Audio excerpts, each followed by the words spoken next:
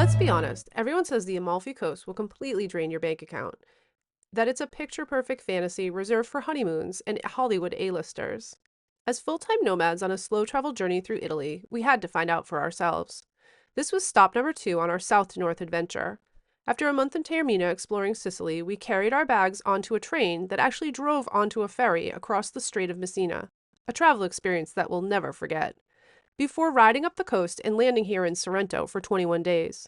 From here, we're continuing on to Florence and Venice before flying out of Europe altogether. Why the rush? Like many travelers, we're up against the ticking clock of the 90-day Schengen visa. We entered Amsterdam on March 1st and are leaving on May 18th for Montreal, so every train ride in Cappuccino counts. That's 79 days in Italy with a little buffer for travel delays. And here's the challenge.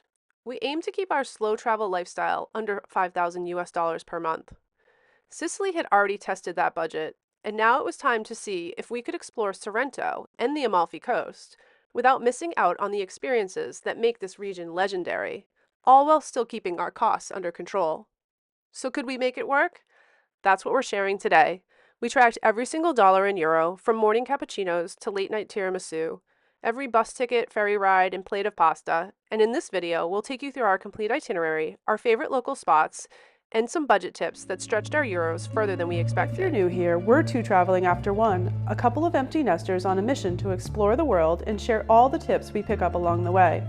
Like and subscribe to our channel for everything slow and nomadic travel, practical tips, destination guides, and in-depth information to help you plan your next adventure. Let's talk about one of the biggest line items on every trip budget: accommodations. For us in Sorrento, it was almost neck and neck with food, and this is where a little strategy really paid off. We knew a central hotel for 20 nights would blow our budget, so we started looking into all kinds of options: Airbnbs, boutique hotels, guest houses, and we weighed them against our needs as slow travelers. In the end, we ended up booking through Booking.com. We found the best mix of price, location, and features at Kofi Sorrento Rooms. For our 20-night stay, we spent $1,458.95. That's just under $73 a night. To put that in perspective, it was less than half of what we were seeing for comparable central hotels or short-term rental apartments. Now, our room wasn't a sprawling apartment, and here's why. We already knew we were going to eat out a lot. For us, there's no sense in paying extra for a full kitchen we wouldn't use. And what mattered more was convenience and comfort. And this place checked every box: a secure residential building, daily cleaning, a comfortable bed, and a small balcony. And the two critical features were a refrigerator and a teapot. For a 3-week stay, that's non-negotiable. Being able to stock up on breakfast supplies, keep cold drinks, and have snacks ready meant we could start our days on our own schedule and save on splurges for meals and experiences that really mattered. And if you're trying to trim your budget even further, here's a pro tip. Look just one stop outside of Sorrento in Piano de Sorrento or in Sant'Angelo. It's only €1.30 each way on the local train, and the accommodations in these areas tend to be significantly cheaper while still giving you fast access to everything.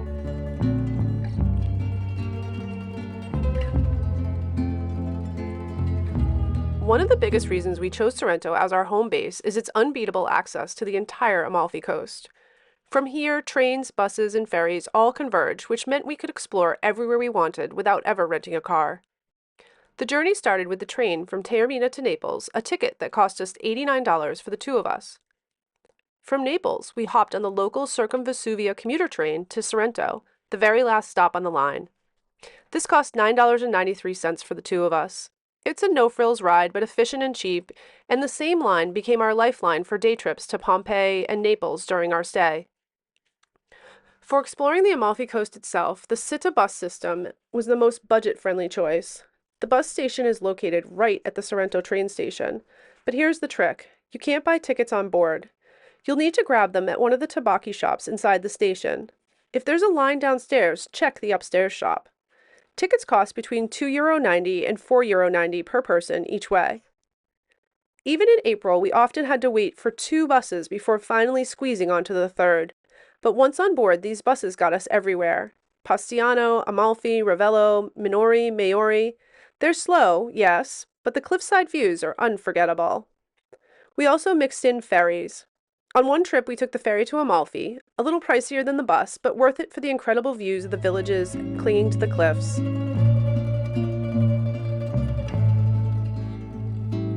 priciest outing was our day trip to Capri. The round trip ferry from Sorrento's main port came to $102 US for the two of us. Once on the island, we used the local bus system to reach Anna Capri and rode the chairlift to the top of Mount Salerno for sweeping views. Later, we hiked the Phoenician steps all the way back down to the marina, a steep but scenic walk, and then caught the bus back up to Capri Town. At the end of the day, we hopped the funicula back down to the port, grabbed sandwiches from the local Salmoreria, and caught our ferry back to Sorrento. It was a full day, but using buses and the funicula saved us a fortune compared to taxis. All told, we spent $308.96 on transportation for 3 weeks, and we never once needed a car. That not only saved us money, but also spared us from the stress of having to navigate Amalfi's winding, overcrowded roads and pricey parking. And all those savings on transportation, they freed up a little more room in our budget for the part of Sorrento that we were most excited about: the food. The food in and around Sorrento was one of the absolute highlights of our stay. Over 21 days, we spent a total of $1,439.36 on eating out, covering everything from morning cappuccinos to an unforgettable steakhouse dinner.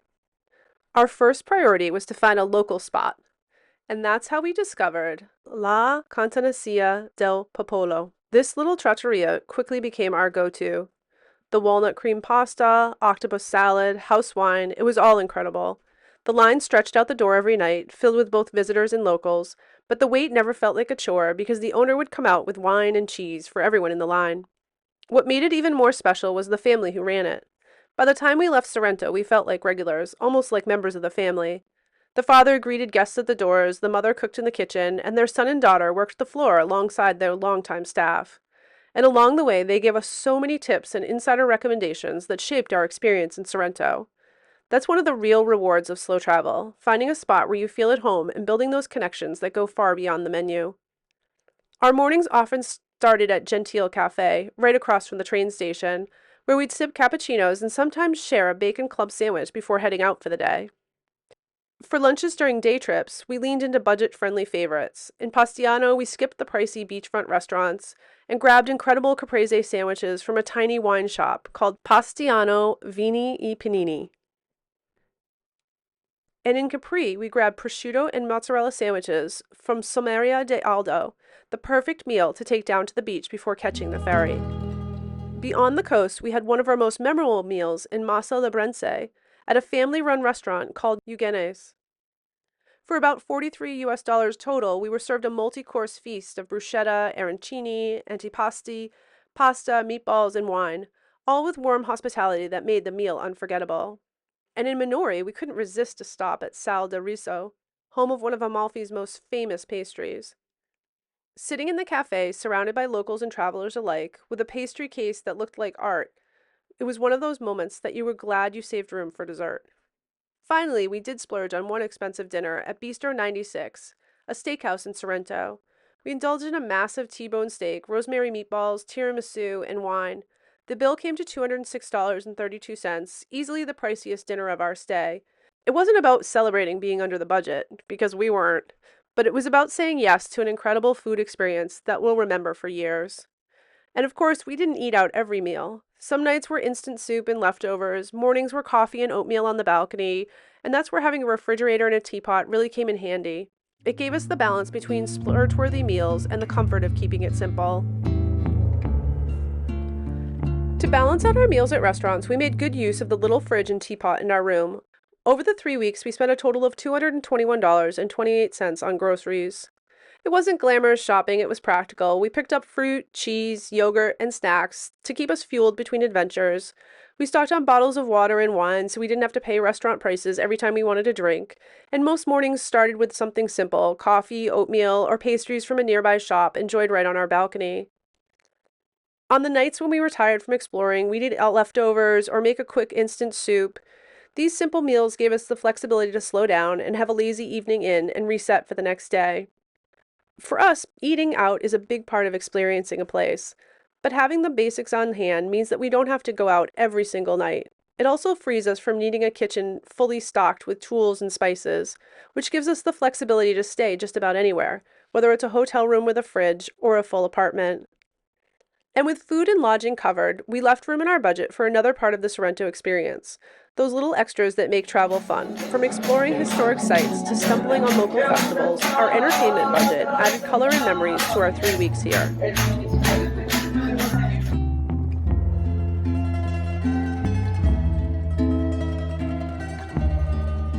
We spent a total of $115.96 on entertainment and activities, a mix of must-see paid attractions and some of our absolute favorite experiences that were completely free. Some of the best memories didn't cost a thing. We watched the sun melt into the horizon from Villa Comunale, a public park with the same jaw-dropping view you'd pay top euro for at a rooftop bar. We wandered the lanes of Marina Grande, a working fishing village with colorful boats, seaside cafes, and one of the only truly free beaches in Sorrento. Right in the heart of town, we stumbled across the Vallone dei Mulini, a lush green gorge where ancient mill ruins now sit, hidden beneath ferns and vines. One morning, we set off on a 40-minute walk to Bagni Regina Giovanni, a rocky headland where the ruins of a Roman villa overlook the turquoise swimming hole framed by a natural stone arch. Standing there, it felt like stepping back in time. And then there was a surprise highlight, the Miglia 1000, a classic car race that rolled through Sorrento. Imagine Ferrari after classic car, cruising past cheering crowds. It was like stumbling into a world-class car show for free. Of course, not everything was free. In Ravello, we paid €8 each to visit Villa Ruffalo, and another €8 each to visit Villa Sembrone and its famous Terrace of Infinity, a balcony seemingly suspended between sky and sea.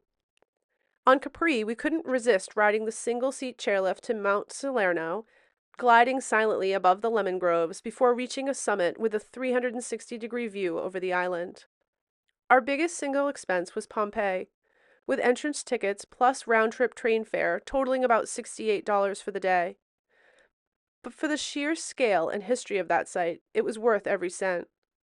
For us, entertainment wasn't about filling every day with tours and tickets. It was about blending iconic experiences with simple moments of discovery.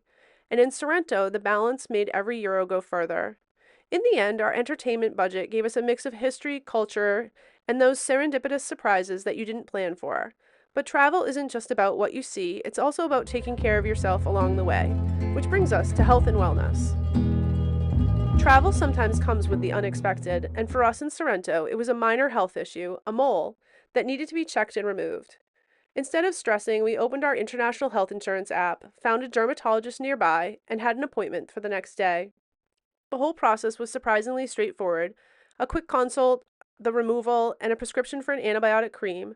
The total cost was $146.46, which we paid up front, submitted the receipts, and later was fully reimbursed by our insurance. It was an efficient, affordable experience that reminded us of one of the realities of long-term travel, that everyday life still happens.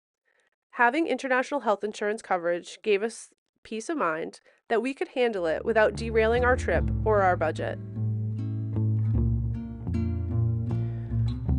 We're not really big on souvenirs. After 5 years of full-time travel, we've learned that collecting things just adds more weight to our bags.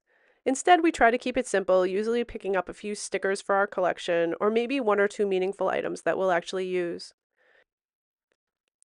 In Sorrento and along the Amalfi Coast, we spent just $73.20 on shopping. The first was a bottle of Capri lemon perfume, a practical little luxury since my refillable bottles had just run out, and it felt fitting to replace them here in the land of lemons. The second was 2 notebooks of watercolor paper from the Amalfi Paper Factory, both for our daughter as Christmas gifts.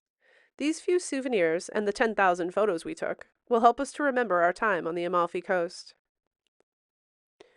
Staying connected is always part of our travel budget, but this month it actually cost us nothing. Last month in Sicily, we ended up spending $67.50 for the month because we had to top off our data plans after running out. The good news is that those refills carried over and we still had plenty of days and data left by the time we arrived in Sorrento. That means we didn't need to buy another refill until Florence, which gave us 3 full weeks of reliable coverage here at no extra cost. For slow travelers like us, that kind of rollover can really help stretch the budget and make things simpler, since we don't have to constantly shop around for new SIMs or eSIMs in every destination. We've walked you through where we stayed, how we got around, the meals we couldn't resist, and even that surprise dermatologist visit. But what does it all add up to? After 21 days in Sorrento and along the Amalfi Coast, here's the real number. Our biggest costs were housing and food, and they were almost neck and neck. 20 nights at Kofi Sorrento rooms came to $1,458.95. While eating out, every pizza, spritz, coffee, gelato, and late night tiramisu added up to $1,439.36.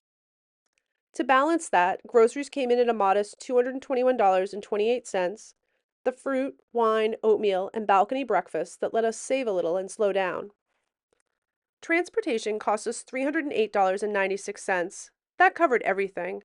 Our train from Taormina, the train from Pompeii to Naples, the buses up and down the coast, the ferry to Amalfi, and of course the pricier ride out to Capri. Entertainment was surprisingly affordable at just $115.96, covering Pompeii, Ravello's villas, the Capri chairlift, and a few small entry fees. Then there was health and wellness. A dermatologist visit for a mole removal plus prescriptions came to $146.46, all reimbursed through our international insurance. Shopping? Just $73.20 for 2 Amalfi paper notebooks for our daughter and a bottle of Capri lemon perfume.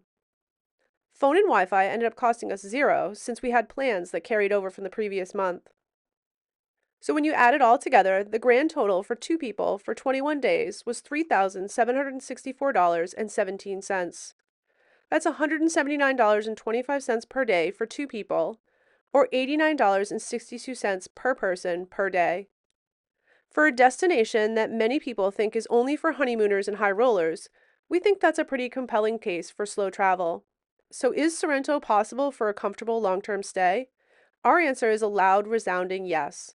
For this budget, we didn't feel like we were roughing it at all. We did everything. We saw Pompeii, we walked the cliffs of Positano, we saw the iconic views from Ravello, we went to Capri, we found a local favorite restaurant where we became regulars, had incredible meals, and even had a huge splurge dinner. We left feeling like we'd cracked the code to seeing one of the world's most beautiful places in a smarter, more authentic, and much more rewarding way. The secret was a simple recipe. Travel in the shoulder season, stay just outside the main tourist hub in a place with a fridge, and embrace the fantastic public transportation. This trip proved to us that so many places labeled as expensive are only expensive if you follow the typical tourist script. If you slow down a little and live a little bit more like a local, you can have an incredibly rich travel experience that provides amazing value. Sorrento isn't just a destination, it's a gateway, and you do not need a movie star budget to walk through it. We want you to be able to do this too, and that's why we've put all of our research into one easy-to-use resource. To get our exact 21-day itinerary with every restaurant, viewpoint, bus stop, and that hidden swimming spot, head over to our website, where you can view all the details and download our free Sorrento map. It's the tool we wish we had, and we really hope it helps you plan your own affordable Italian adventure. And now we want to hear from you. What's your biggest budget travel question for the Amalfi Coast? Let us know in the comments below. If you found this breakdown helpful and you want more honest, in-depth travel guides that show you how to see the world without breaking the bank, subscribing to our channel is the single best and totally free way to support us. Thank you so much for watching, and happy travels! If you enjoyed this Sorrento and Italy breakdown, make sure to check out our other monthly cost videos. Here's our Taormina budget, and here's our Lima, Peru. Both very different from Sorrento and at very different price points. And of course, don't forget to subscribe so you won't miss our next slow travel cost breakdown.